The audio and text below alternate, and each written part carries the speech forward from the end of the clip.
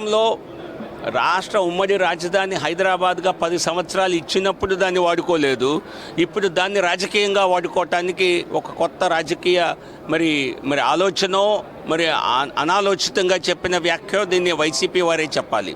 ఒక రాజధానినే నిర్మించడం చేతకాలేదు, 3 రాజధానులు అని చెప్పి తెరదీసి ప్రజల్ని సంక్షోభంలోకి నెట్టి అసలు రాజధాని అమరావతిని పూర్తి చేయకుండా ప్రజల్ని ఒక రకంగా ఇబ్బంది పెట్టినటువంటి ప్రభుత్వం మళ్ళీ ఇప్పుడు 4వ పేరు తీయటం అన్నది ఇది కేవలం మరి ప్రజల దృష్టి మరల్చాలి అనేటువంటి ఒక ఆలోచనలా కనిపిస్తోంది. ఆత్మనిర్భర ఆంధ్రప్రదేశ్ కావాలి, ఆంధ్రప్రదేశ్ రాజధాని ఆంధ్రప్రదేశ్లోనే ఉండాలి. అటువంటి రాజధాని ఒకటి ఏర్పాటు చేయటం జరిగింది అమరావతిగా.